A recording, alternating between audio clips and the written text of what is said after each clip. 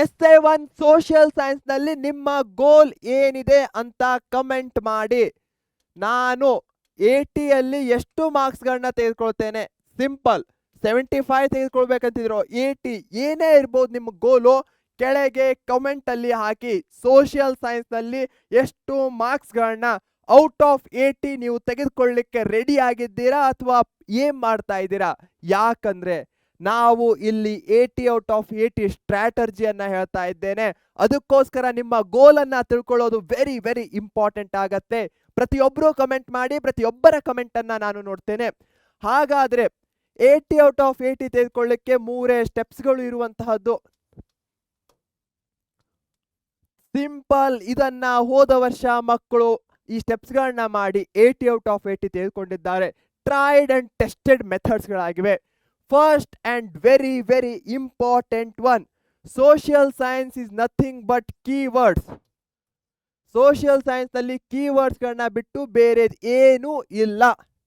ಹಾಗಾದ್ರೆ ಕೀವರ್ಡ್ಸ್ಗಳು ಅಂದ್ರೆ ಏನು?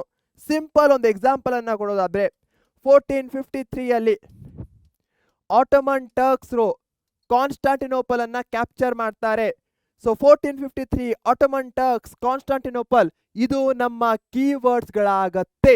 ವೆರಿ ವೆರಿ ಇಂಪಾರ್ಟೆಂಟ್ ಆಗಿರುವಂತಹದ್ದು. ಅಂಡರ್ಸ್ಟ್ಯಾಂಡ್ ಆಗ್ತಾ ಇದೆ ಅನ್ಕೊಳ್ತೇನೆ. ಹೀಗಾಗಿ ನೀವು ಏನೇ ಓದ್ತಾ ಇದ್ರು ಅದರಲ್ಲಿ ಯಾವ ಕೀವರ್ಡ್ಸ್ ಇದೆ ಅಂತ ಐಡೆಂಟಿಫೈ ಮಾಡ್ಕೊಳ್ಬೇಕಾಗತ್ತೆ. ಸುಮ್ಮನೆ ಪದೇ ಪದೇ ಟೆಕ್ಸ್ಟ್ ಬುಕ್ ಅನ್ನ ತಿರುಗಿಸಿ ಓದೋದಲ್ಲ.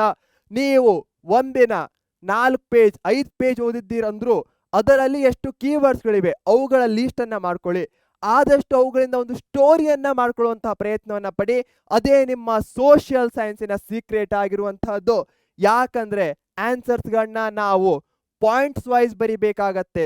ಪಾಯಿಂಟ್ ಅಲ್ಲಿ ಬರಿಬೇಕಂದ್ರೆ ಕೀವರ್ಡ್ಸ್ಗಳು ಕೀ ಆಗತ್ತೆ. ಅದಕ್ಕೋಸ್ಕರ ಸೊ ಸೋಷಿಯಲ್ ಸೈನ್ಸ್ ಅನ್ನ ಹೇಗೆ ಓದಬೇಕು ಅನ್ನೋ ಫಸ್ಟ್ ಸ್ಟೆಪ್ ಅನ್ನ ಹೇಳಿದ್ದೇನೆ. ಸೆಕೆಂಡ್ ಅಂಡ್ ವೆರಿ ಇಂಪಾರ್ಟೆಂಟ್,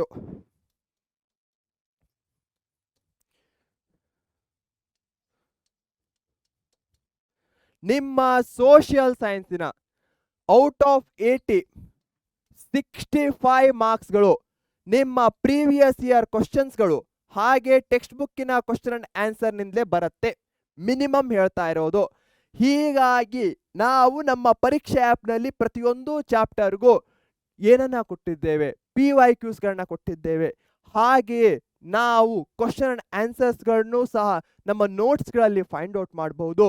ಈ ರೀತಿಯಾಗಿ ನೀವು ಒಂದೊಂದೇ ಚಾಪ್ಟರ್ದು ಇವೆರಡನ್ನೂ ಮಾಡ್ತಾ ಹೋದ್ರೆ 65 ಈಸಿಯಾಗಿ ಕವರ್ ಆಗಿಬಿಡತ್ತೆ.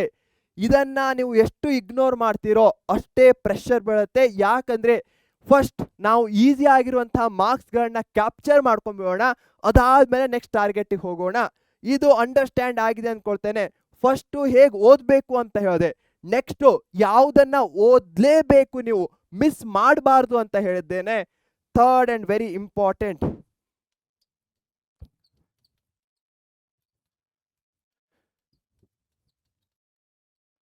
ಪರೀಕ್ಷೆಗೆ ಸಬ್ಸ್ಕ್ರೈಬ್ ಆಗಿ. ಸುಮ್ಮನೆ ಹೇಳ್ತಾ ಇಲ್ಲ.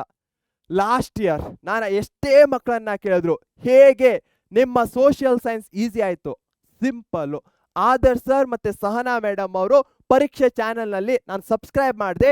ಅವ್ರು ಡೈಲಿ ಒಂದಲ್ಲ ಒಂದು ವಿಡಿಯೋಸ್ಗಳನ್ನ ಏನಾದರೂ ಮಾಡ್ತಾ ಇದ್ರು. ಅದರಿಂದ ನನಗೆ ರಿವಿಷನ್ ಆಗ್ತಾ ಇತ್ತು, ಅದರಿಂದ ನನಗೆ ಹೆಲ್ಪ್ ಆಗ್ತಾ ಇತ್ತು. ಇದನ್ನ ನಾನಿಲ್ಲಿದ್ದೇನೆ ಅಂತ ಹೇಳ್ತಾ ಇಲ್ಲ. ನಾನು ಇದ್ದೇನೆ ಅಂತ ಹೇಳ್ತೇನೆ, ಯಾಕಂದ್ರೆ ನನ್ನ ಮೇಲೆ ನಂಗೆ ನಂಬಿಕೆ ಇದೆ, ಸಹನಾ ಮೇಡಮ್ ಅಂತೂ ತುಂಬ ನಂಬಿಕೆ ಇದೆ. ಹೀಗಾಗಿ ನಾವು ನಿಮ್ಮ ಸೋಷಿಯಲ್ ಸೈನ್ಸ್ ಜರ್ನಿಯನ್ನ ಈಸಿ ಮಾಡೇ ಮಾಡ್ತೇವೆ. ಆ ಔಟ್ ಆಫ್ ಔಟ್ ಏನು ಗೋಲ್ ಇದೆಯೋ ಅದನ್ನು ಅಚೀವ್ ಮಾಡಲಿಕ್ಕೆ ಪ್ರತಿದಿನ ಏನಾದರೂ ಒಂದು ಸ್ಟ್ರಾಟಜಿಗಳನ್ನ ತಂದೇ ತರ್ತೇವೆ. ಹೀಗಾಗಿ ನೀವು ಈಗಲೇ ನಮ್ಮ ಪರೀಕ್ಷೆ ಚಾನೆಲ್ ಅನ್ನ ಸಬ್ಸ್ಕ್ರೈಬ್ ಮಾಡಿ. ಅದರ ಜೊತೆಗೆ ಬೋನಸ್ ಆಗಿ ನೀವು ನಮ್ಮ ಪ್ರಥಮ ಬ್ಯಾಚ್ ಅನ್ನ ಜಾಯಿನ್ ಆದ್ರೆ ಡೈಲಿ ಲೈವ್ ಕ್ಲಾಸಸ್ ಇರುತ್ತೆ, ಡೌಟ್ ಸಾಲ್ವಿಂಗ್ಸ್ಗಳನ್ನ ಮಾಡ್ತೇವೆ, ಅದೆಷ್ಟೋ ಬಾರಿ ರಿವಿಷನ್ಸ್ಗಳನ್ನ ಮಾಡ್ತೇವೆ, ಚಾಪ್ಟರ್ ಟೆಸ್ಟ್ಗಳನ್ನ ಪ್ರೊವೈಡ್ ಮಾಡ್ತೇವೆ, ರೆಕಾರ್ಡೆಡ್ ಕ್ಲಾಸಸ್ ಇರುತ್ತೆ, ನಾವೇ ಅಲ್ಲಿ ಟೀಚ್ ಮಾಡ್ತೇವೆ. ಇಂತಹ ಗೋಲ್ಡನ್ ಚಾನ್ಸನ್ನು ನೀವು ಮಿಸ್ ಮಾಡ್ಕೊಳ್ಬಾರ್ದು ಅಂದರೆ ಈಗಲೇ ಪ್ರಥಮ ಬ್ಯಾಚಿಗೆ ಜಾಯಿನ್ ಆಗಿ. ಲಿಂಕನ್ನು ಕೆಳಗೆ ಡಿಸ್ಕ್ರಿಪ್ಷನ್ ಬಾಕ್ಸಲ್ಲಿ ಹಾಗೆ ಪಿನ್ನಡ್ ಕಾಮೆಂಟಲ್ಲಿ ಕೊಡಲಾಗತ್ತೆ.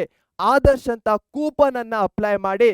ಇದರಿಂದ ನಿಮ್ಮ ಸೋಷಿಯಲ್ ಸೈನ್ಸ್ ಅಷ್ಟೇ ಅಲ್ಲ, ಮ್ಯಾಥಮೆಟಿಕ್ಸ್, ಸೈನ್ಸ್ ಇರ್ಬೋದು, Kannada, English first language, second language ಯಾವುದೇ ಇರ್ಬೋದು, ಅದರ ಜರ್ನಿನೂ ಸಹ ಈಸಿ ಆಗತ್ತೆ.